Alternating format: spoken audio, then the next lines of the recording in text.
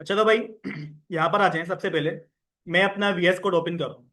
अब मुझे ये बताएं कि वीएस कोड ओपन करने के बाद उसमें फाइल बनाते हैं, फाइलों को किस तरीके से ओपन करा जाता है, फोल्डर को किस तरीके से रखा जाता है, ये सारी की सारी चीजें सबको क्लियर हो गई? या फिर अभी भी कोई बोले सर मेरे को वीएस कोड चलाना नहीं आया?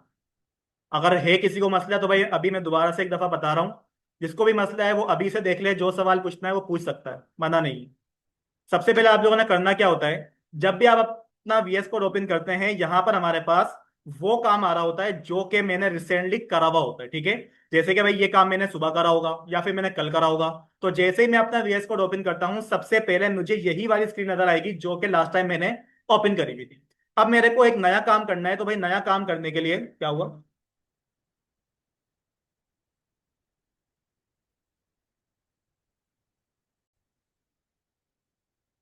तो भाई यहाँ पर मैं ये बोल रहा था कि आप लोगों ने सबसे पहले करना क्या है। यहाँ पर आपको मिलती है एक ऑप्शन फाइल के नाम से।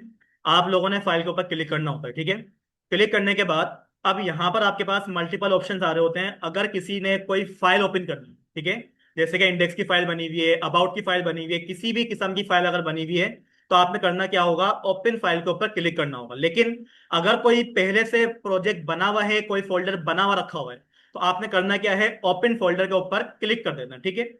जब क्लिक करेंगे तो भाई आपके पास कुछ इस तरीके से विंडो की लोकेशन ओपन करके दे देगा। अब आपके पास बहुत सारे ऑप्शंस अवेलेबल हैं कि दिस पीसी के अंदर देखिए मेरे पास यहाँ पर डी ड्राइव भी है, ई ड्राइव भी है, डाउनलोड से, डॉक्यूमेंट से, पिक्चर से, आप कहीं पर भी जाकर क्या कर सकते हो, अपना प्रोजेक्ट बना सकते हो। लेकिन एक बात का ख्याल रखिएगा कि सी ड्राइव के अंदर कभी भी आप अपना काम सेव ना करें।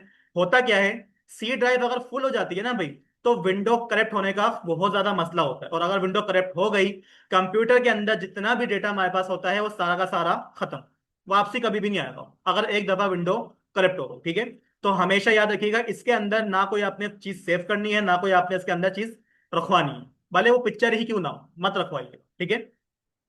अब आप लोगों ने करना क्या है भाई, यहाँ पर आकर मर्जी है आपकी कि ड्राइव है, ई ड्राइव है, मैं काम ही कर लेता हूँ, ड्राइव डी के अंदर जाता हूँ। और यहाँ पर जो आप लोग का बेच कोड नाम का एक फोल्डर बना हुआ था 2508T6 के नाम से, ठीक है, इसके अंदर मैं जाऊंगा। और यहाँ पर ऑलरेडी देखें मेरे पास 3 फोल्डर बने हुए आ रहे हैं, ठीक है।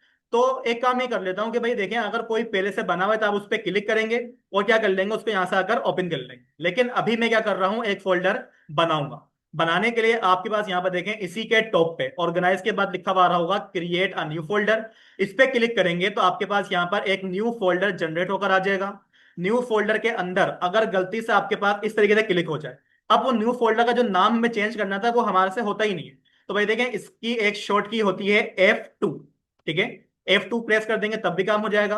और अगर यहाँ पर आके मैंने इस पर क्लिक करा, देखें F2 प्रेस करा, हमारे पास क्या हो गया, काम तब भी हो गया। डबल क्लिक करेंगे फोल्डर ओपन हो जाएगा। F2 प्रेस करेंगे, सिंगल क्लिक करेंगे दफा, F2 प्रेस करते हैं, डायरेक्टली आपके पास ये वाला ऑप्शन दोबारा से आ जाएगा, ठीक है।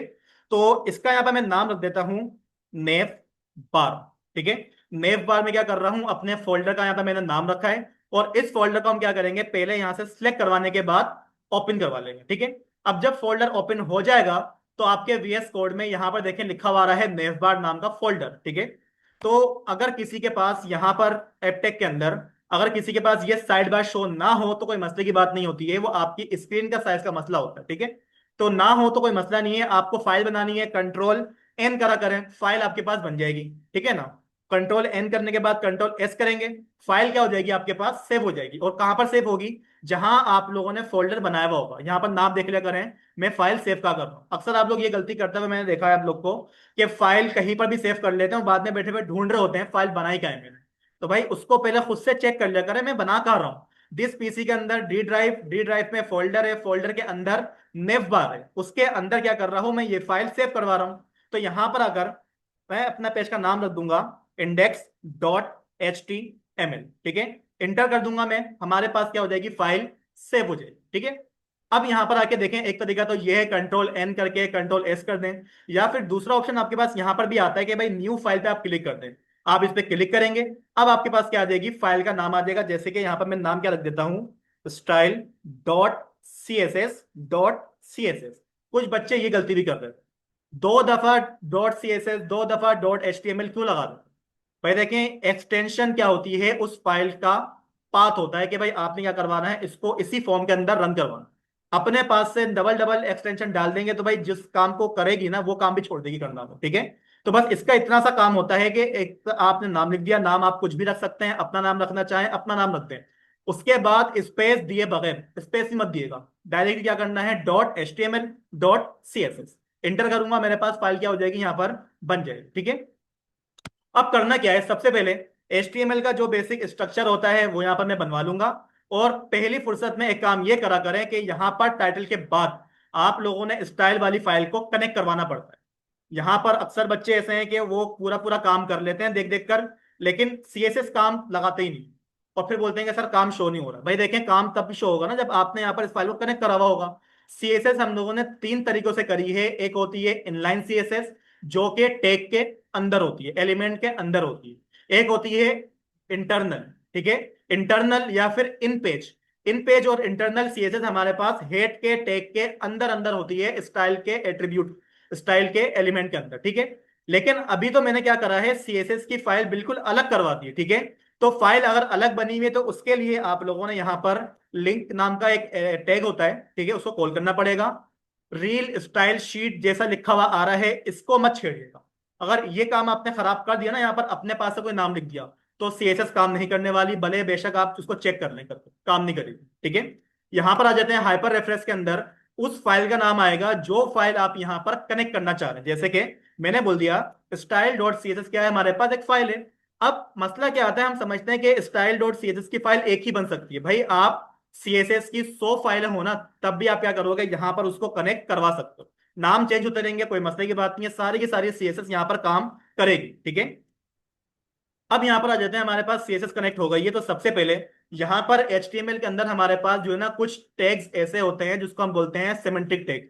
क्या बोलते हैं, सिमेंटिक टैग होते हैं हमारे पास। और कुछ ऐसे टैग्स होते हैं जिनको बोला जाता है नॉन सिमेंटिक।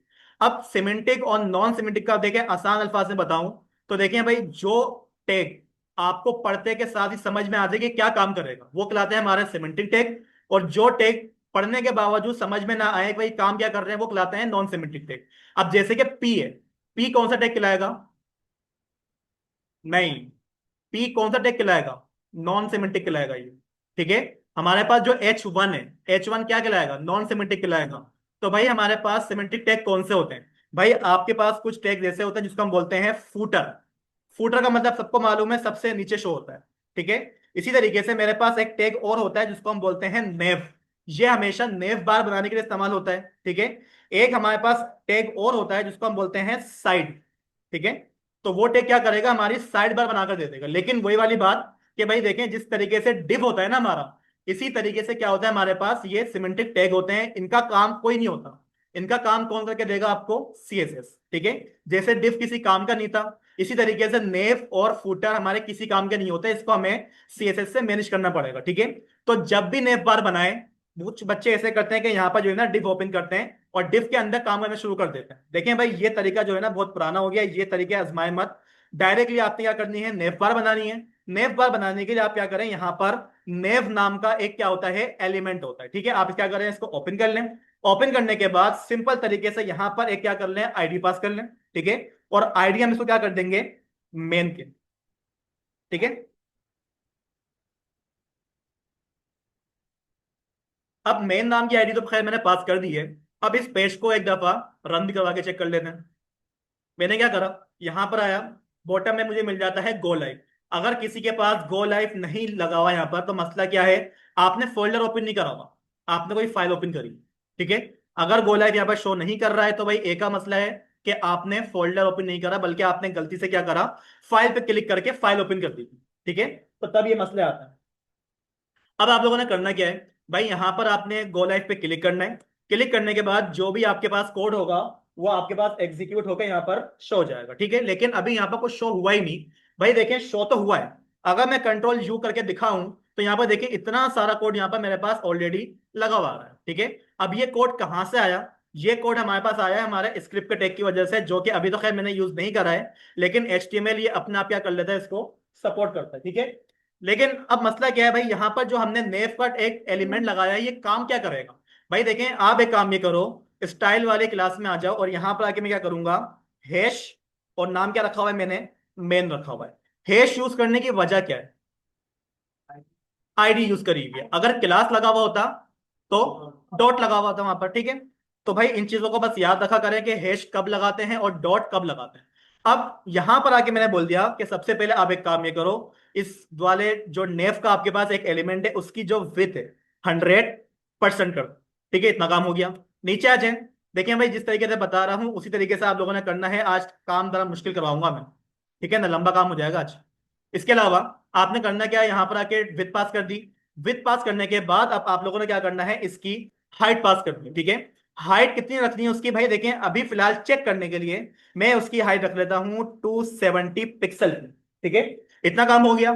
इतना काम करने के बाद अब आप लोगों ने करना क्या है, जब तक बॉर्डर ना लगा लें या फिर बैकग्राउंड ना लगा लें, हाइट और विड्थ कितनी लगी हुई है मेरे को इस बात का पता ही नहीं होता, ठीक है। तो यहां पर आके मैं एक काम ये कर लेता हूं, सिंपल चेक करने के लिए बॉर्डर 1 पिक्सल का लगा रहा हूं मैं, ठीक है।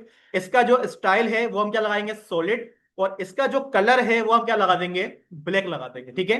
अब आप यहां पर आके अगर आप चेक करें तो हमारे पास जो विड्थ बनकर आई है वो तो बराबर आई है, 100% आई है।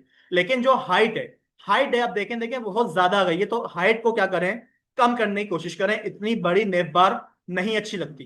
तो यहां पर आ जाता हूं मैं और इसको सिंपल मैं कर देता हूं कितना, 70 पिक्सल। तो 70 पिक्सल यहाँ पर देखें सही लग रही है, बेटर लग रही है यहाँ पर, ठीक है। अच्छा, किसी के पास जल्दी आ रहा होगा, किसी के पास लेट आ रहा होगा, वाईफाई का इशू है, मैं आराम आराम से पढ़ा रहा हूँ, कोई मसला नहीं है। यहाँ पर देखिए हमारे पास जो ये हाइट आई है अब बिल्कुल बराबर आई है, ठीक है। अब करना क्या है, इस वाले डिफ के अंदर मेरे को 3 सेक्शन चाहिए। कितने सेक्शन चाहिए, 3। एक सेक्शन में हमारे पास हमारा लोगो लगेगा, सेकंड सेक्शन में हमारे पास हमारे क्या आएंगे, एंकर टैग्स आएंगे, थर्ड सेक्शन में क्या आएगा, हमारे पास एक इनपुट आएगा, ठीक है। अब नेवर भाई मैं आपको एक दफा वेबसाइट ओपन करवा के दिखा देता हूं, देखिएगा। यहां पर जो आपके जो नेव बार दिख रही है भाई, नेव बार देखें इस वाली चीज को कहा जाता है जो आपको सबसे टॉप पे मिलती है। यहां पर देखिए मैं अबाउट पे लेके जा रहा हूँ, शॉप पे लेके जा रहा हूँ, कॉन्टेक्ट पे लेके जा रहा हूँ। अगर मैं क्लिक करूं तो मैं उस पेज पे चला जाता हूँ, देखें इस तरीके से। अगर मैं अबाउट पे क्लिक करूं तो हम क्या आ जाएंगे, हमारे अबाउट वाले पेज के ऊपर आ जाएंगे, ठीक है। ये जो पैराग्राफ आपके पास लिखा हुआ है ये पैराग्राफ नहीं है, ये आपके लगे हुए हैं यूएल और एलआई के टैग। अब यूएल और एलआई के अंदर तो भाई हमारे पास डॉट वगैरह लगे हुए आ रहे होते हैं, यहाँ पर तो किसी किस्म का डॉट नहीं है। एंकर टेक के नीचे अंडरलाइन आ रही होती है, अंडरलाइन यहाँ से गायब है। तो आज हम इसी चीज को डिजाइन करेंगे भाई, किस तरीके से डिजाइन होती है। और बाकी रही फुटर की बात, तो भाई फुटर जो है ना हमारे पास बिल्कुल बॉटम में ये ब्लैक कलर का जो आपके पास शो होता है ना, ये कहलाता है आपका फुटर, ठीक है। बिल्कुल जो बॉटम में आ रहा होता है। हर वेबसाइट के अंदर नेव बार और फुटर सेम मिलेगा। ऐसा नहीं है कि अबाउट के पेज में अलग बना के रखा हुआ है आपने, इंडेक्स के पेज में आप लोगों ने अबाउट को चेंज करके कुछ और रख दिया वहां पर, ठीक है। इस तरह की गलती मत करें। तो खैर यहां पर हमें भी ये काम करना है। हम लोगों ने करा क्या है, एक डिफ तो बना लिया है, उसकी हाइट भी हमने क्या करी है, बिल्कुल इक्वल रखी हुई है। अब यहां पर हमें क्या करना है, बॉक्सेस बनाने हैं 3, ठीक है। एचटीएमएल का मतलब क्या था, स्ट्रक्चर। पहले हम क्या करेंगे, स्ट्रक्चर बनाएंगे, उसके बाद क्या करेंगे, उसको डिजाइन करेंगे, ठीक है। तो सबसे पहले हम क्या करेंगे, स्ट्रक्चर बनाएंगे। स्ट्रक्चर बनाने के लिए इंडेक्स वाली फाइल में आप लोग अगेन आ जाए।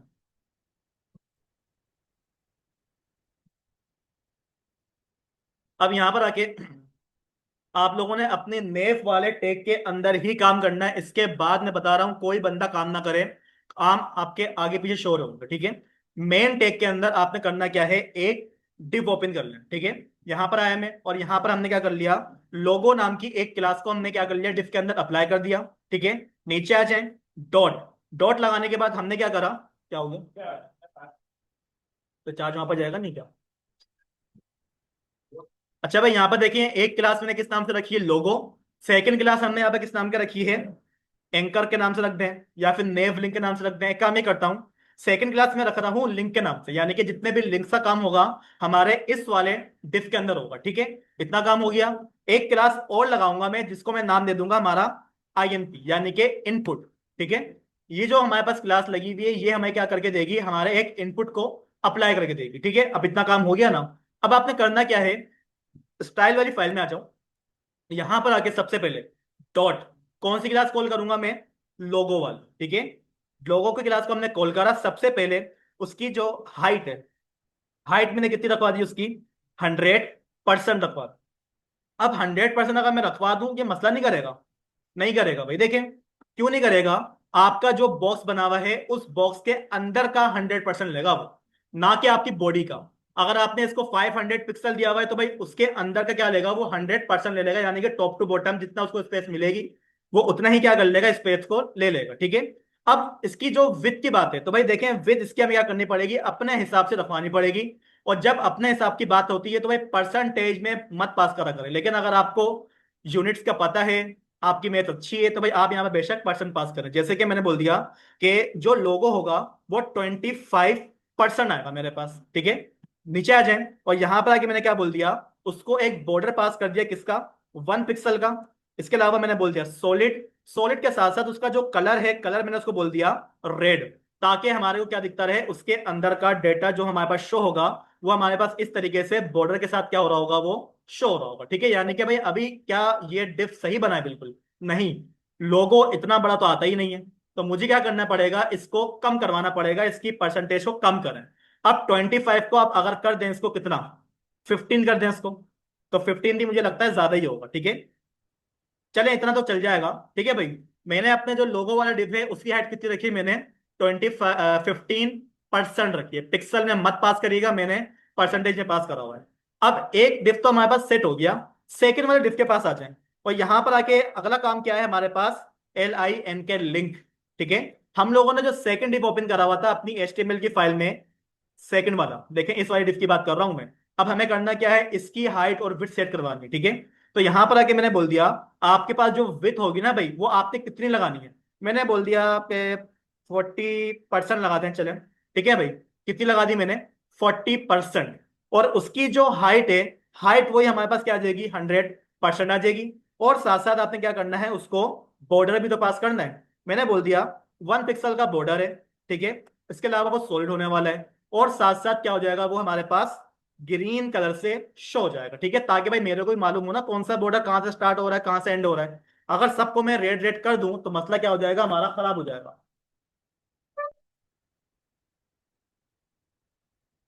इतना काम हो गया। एक के नीचे एक आ रहा है, वजह, एक के नीचे एक क्यों आया। नहीं, तुम बात सही कर रहे हो, लेकिन नीचे क्यों आया वो वजह बताओ। ब्लॉक एलिमेंट है, बिल्कुल। भाई देखो, मैं जब सवाल पूछता हूं ना, आप लोग जवाब दिया करो, भले गलत दो, कम से कम पता तो चले कि इसकी कितनी नॉलेज है हमारे पास। ठीक है। देखिए भाई, यहाँ पर बिल्कुल सही बोला है। यहाँ पर जो बॉर्डर नीचे हमारे पास आया है, शो हुआ है, वजह यह है कि जो डिव होता है वो एक ब्लॉक एलिमेंट होता है। भले ऊपर काफी सारी स्पेस मौजूद है, लेकिन ब्लॉक होने की वजह से वो क्या करा है, उसने अपने आप को नीचे लेकर आ गया है डायरेक्टली। तो इस मसले को हल करने के लिए हमने क्या पढ़ा था, एक प्रॉपर्टी को पढ़ा था मैंने। ठीक है। अब वो प्रॉपर्टी क्या थी, भाई आप क्या करेंगे, अपने फर्स्ट वाले डिफ के पास आएंगे, यानी कि लोगो, जहां पर लोगो लगा हुआ है वहां पर आप लोगों ने करना क्या है, फ्लॉट लेफ्ट नाम की एक प्रॉपर्टी को लगा देना है। ठीक है। जब इसको लगाएंगे तो भाई साथ साथ एक काम ये भी करें कि सेकंड वाला जो डिफ बना हुआ है उसको भी आपने क्या करना है, उसको फ्लॉट लेफ्ट लगा देना है आपको, उसको भी। ठीक है। इससे क्या होगा, जो डिफ एक के नीचे एक आ रहा था, अब की दफा वो क्या हो जाएगा, हमारे पास एक के बराबर में एक हो जाएगा। ठीक है। इतना काम हो गया। अब करना क्या है, भाई मेरे को अपना थर्ड वाला डिव भी इसी तरीके से सेट करवाना है। तो भाई काम कुछ करने की जरूरत नहीं है, आपने सारा का सारा काम कर लिया है। इसी को कॉपी करो, कंट्रोल C। ठीक है। मैं नीचे लेकर आऊंगा, कंट्रोल V से पेस्ट कर दूंगा। बस यहां पर आके हमने करना क्या है, अपनी क्लास का नाम मैं कर दूंगा INP, यानी कि इनपुट के लिए डिव बना हुआ है ये। उसकी जो विथ होगी, विथ मुझे कम करनी पड़ेगी, जैसे कि मैंने बोल दिया है 20%। ठीक है। इससे ज्यादा डिफ मुझे नहीं चाहिए। और जो हमारे बॉर्डर का कलर होगा, कलर हम क्या कर देंगे, उसको ब्लू पास कर देंगे। ठीक है। अब यहां पर एक बात नोट करने की ये कि ये मैंने करा क्या अचानक से, कि कलर के बाद नंबर लिखे हुआ है। तो भाई देखें, इस तरीके के नंबर को कहा जाता है हमारे पास हेक्स कोड। ठीक है। कलर की हमारे पास कुछ टाइप्स होती हैं, जिसके अंदर हमारे पास एक तो नेमिंग कन्वेंशन होती है कलर की, कि भाई आप रेड कॉल कर दो, ग्रीन कॉल कर दो। एक आपके पास होता है हेक्स कोड। ठीक है। यहां पर देखिएगा हमारे पास ये क्या है, RGB मोड है। इस पे अगर दोबारा क्लिक करूंगा मैं, तो यहां पर देखिए जो आपके पास ये वाले नंबर लिखे हुए आ रहे हैं ना भाई, ये कहलाता है आपका हेक्स कोड। ठीक है। दोबारा क्लिक करूंगा, HSL अलग कलर आ रहा है। इस पे क्लिक करूंगा, HWV के हमारे पास अलग कलर आ रहा है। ठीक है। लेकिन काम वही करेगा जो कि आपके पास बाकी के नीचे वाले कलर काम कर रहे थे। अगर मैं डायरेक्टली यहाँ पर ब्लू लिख दूंगा तो मेरे पास क्या आ जाएगा, ब्लू आ जाएगा। ठीक है। RGB, आर का मतलब होता है रेड कलर, बी का मतलब होता है ग्रीन, और बी का मतलब होता है ब्लू। तो यहां पर देखें, अगर तीन कलर को मैं आपस में मिक्स करवा दूं तो मेरे पास कुछ इस तरीके का शेड बनकर आ जाएगा। ठीक है। और अगर मैं यहां से आके अपना जो कलर है 23 वाला, यानी कि ये कौन सा कलर है हमारा, ग्रीन कलर है, अगर 23 को मैं यहाँ पे क्या करवा दूं, 190 करवा दूं, तो यहाँ पर देखिएगा ग्रीन कलर जैसे ही ज्यादा हुआ ना तो 20% वाला कलर खत्म हो गया हमारे पास। ठीक है, इस तरीके का आप क्या कर सकते हैं, यहाँ पर कलर कन्वेंशन वगैरह कर सकते हैं, अप्लाई कर सकते हैं जैसा करना चाहें। अच्छा, ये काम हो गया, तो एक दफा यहाँ पर नोट डाउन कर लिएगा, देखिएगा भाई लोगो का डिव आ गया।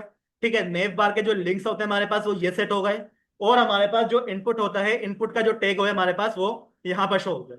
इतना काम करने के बाद अब मसला ये है कि जो ये इनपुट बना हुआ है नेव बार के लिए, वो राइट साइड पे चाहिए मेरे को। तो क्या करेंगे, जो डिफ नंबर 3 हमारे पास ओपन हुआ हुआ है, ये मेरे को राइट साइड की तरफ लेके जाना है। तो फ्लोट राइट करेंगे। किसी के दिमाग में ये बात आई कि मैं मार्जिन लेफ्ट दे दूं, मार्जिन लेफ्ट दे दूं, मार्जिन लेफ्ट देना सही है? चलो, अगर आपकी बात मानी मैंने, मार्जिन लेफ्ट दे दूं, कितना दो, वो आगे बढ़ता जाएगा बढ़ता जाएगा, फिक्स नहीं होगा कभी। ठीक है, तो भाई बिल्कुल राइट पे फिक्स करवाने के लिए आपने क्या करना पड़ेगा, फ्लोट लेफ्ट को हटाएं, और यहां पर आके आप क्या कर देंगे, फ्लोट लाइट कर देंगे। ठीक है, राइट करने के साथ ही देखिएगा हमारे पास क्या हो जाएगा, डिव हम अपनी अपनी जगह पर लेकर आ चुके हैं। अब ये जो हमारे पास बीच वाला डिव है, इसको मुझे पेज के सेंटर में लेकर आना। ठीक है, तो इसको आप बेशक क्या करें, मार्जिन पास करें। ठीक है, तो मैं क्या करता हूं, यहां पर आ जाता हूं अपने लिंक के पास। ठीक है, क्योंकि जो भी हमारा डिव बनाया हुआ है इसी के अंदर काम करना है मेरे को। तो मैंने बोल दिया मार्जिन लेफ्ट चाहिए, कितना चाहिए, 100 पिक्सल का चाहिए। ठीक है, अगर मैं यहाँ पे जाकर चेक करूं, तो मार्जिन हमारे पास क्या हो रहा है, वहां पर हमारे पास लग रहा है। और आगे लेके चले जाएं, इसको बिल्कुल सेंटर में लेकर आ जाए, तो इसको हम बोल देते हैं 170। ठीक है, बस काफी है। तो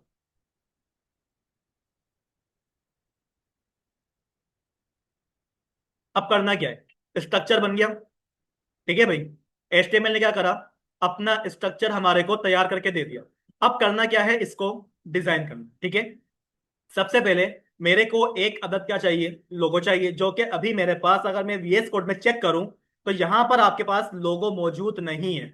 भले लोगो आप लोगों ने डाउनलोड्स के अंदर चेक करो, ये मत बोलेगा सर डाउनलोड्स में पड़ा है वहां से लग जाएगा, नहीं। आपकी जहां फाइल मौजूद है, पिक्चर भी सारी की सारी उसी जगह पर मौजूद होनी चाहिए। ठीक है, यहां पर किसी भी किस्म की कोई भी पिक्चर मेरे पास मौजूद नहीं है। तो करूंगा क्या मैं, सबसे पहले किसी भी वेबसाइट को ओपन कर लें जो आपको अच्छी लगती हो। ठीक है, अगर कोई ग्राफिक डिजाइनर है तो वो अपना लोगो खुद से डिजाइन कर सकता है। ठीक है, तो यहाँ पर आके मेरे पास जो ये वेबसाइट आ रही है चिक होम्स के नाम से, इसी को मैं क्या करूंगा, इसका जो ये लोगो आ रहा है, ठीक है, देखिएगा ये मेरे पास क्या है, एक लोगो है। ठीक है, मैं करूंगा क्या, राइट क्लिक करूंगा, और सेव इमेज एस के ऊपर मैंने क्लिक करा।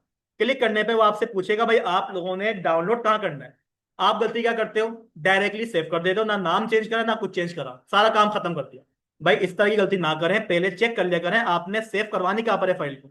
ड्राइव D2508 के अंदर जाओ, वहां पर जाके मुझे क्या मिलेगा, नेव बार नाम का एक फोल्डर मिलेगा। अब दूसरी गलती क्या करते हैं, सारी पिक्चर एक साथ सेव कर दी मैंने, इंडेक्स की फाइल गायब, पिक्चर में गुम हो गई। तो भाई ये गलती भी ना करें, सारी पिक्चर को एक साथ करें, एक फोल्डर क्रिएट करवा लें, उसको ओपन करेंगे। ठीक है, ओपन करने के बाद यहां पर देखिएगा लोगों का नाम अलग तरीके से लिखा हुआ आ रहा है। अब नाम भी आपने क्या करना है, अपने हिसाब से रखिएगा जो नाम आपको याद हो। ऐसा ना हो कि इतना लंबा चौड़ा नाम लिखा हुआ आ रहा है, पता ही नहीं है नाम पिक्चर कौन सी है इसके ऊपर। ठीक है, तो लोगो नाम से पिक्चर लगी हुई है, तो मैं क्या कर लेता हूँ, इसी को सेव कर लूंगा मैं। ठीक है, फाइल हमारी क्या हो चुकी है, सेव हो चुकी है। अब अपने वाले डॉक्यूमेंट में मुझे आना है और वो लोगो मुझे यहाँ पर लगवाना है। ठीक है, तो इंडेक्स वाली फाइल में आ जाए, और यहाँ पर आके मैं कौन से वाली क्लास में जाऊंगा, लोगो वाले।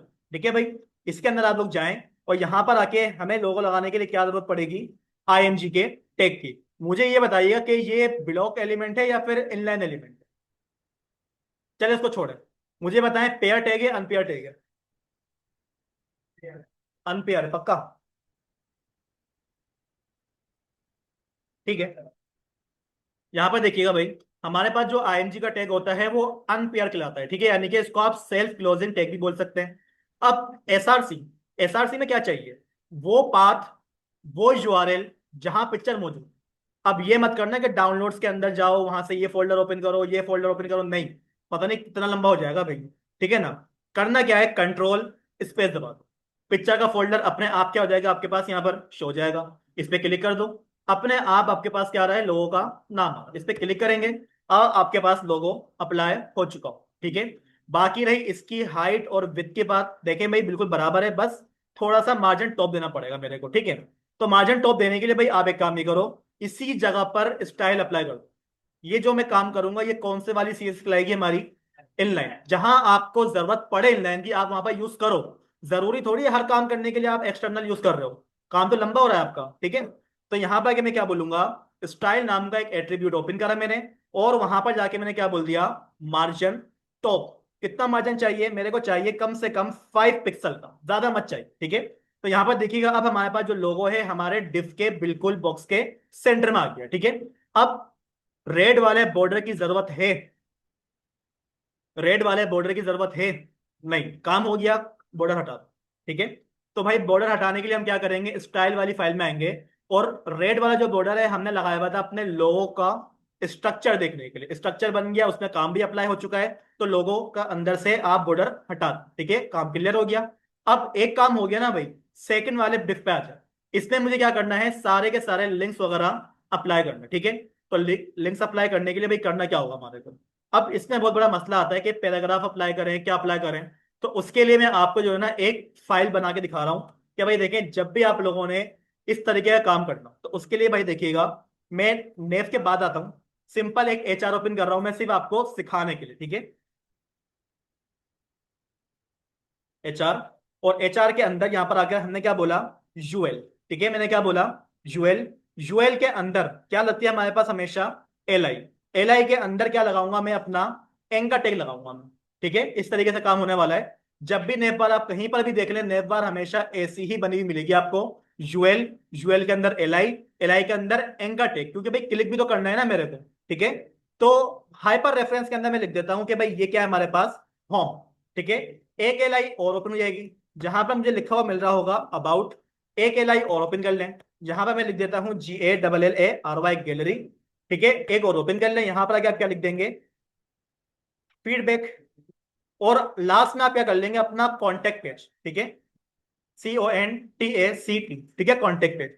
अब अगर इसका मैं आपको आउटपुट दिखाऊं, तो आउटपुट तो भाई हमारे पास कुछ इस तरीके से आ रहा है, बेशक एल आई, एंकर टेक्स सब अपना काम प्रॉपर कर रहे हैं। अब मुझे करना क्या है, इसकी जो प्रॉपर्टीज है ना, इसकी अपनी प्रॉपर्टीज को मैं क्या कर दूंगा, चेंज कर दूंगा।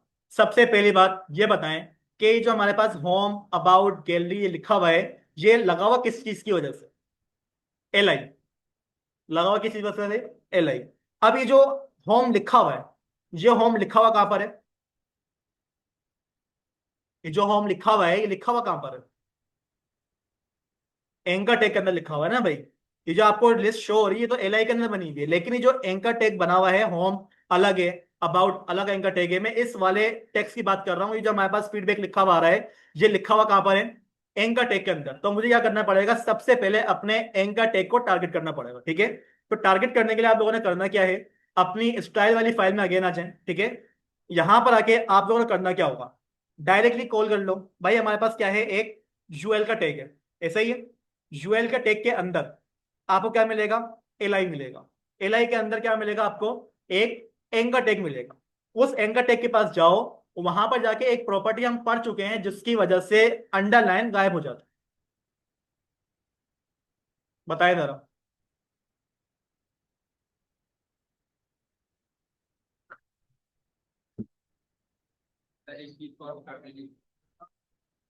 बताएं भाई, एक ऐसी प्रॉपर्टी हम लोगों ने पढ़ी हुई है कि जिसकी वजह से अंडरलाइन गायब हो जाता है।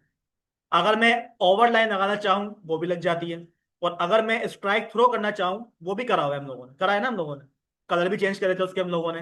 क्या है वो प्रॉपर्टी, बताओ। और ये देखे मैं डैशबोर्ड है ना, तो लारावेल के अंदर डैशबोर्ड पे सीरियस पेज काम नहीं बना कर दिया। रहे, हाँ। खोलो, लेकिन पब्लिक के अंदर है ही। मैं खोलो तो सही, क्या डैशबोर्ड खोलो, खोलूं? फाइल खोलो, यहाँ पर साइड बार लगी है तुम्हारे। बताएं भाई, किसी को याद है ना, ये ना।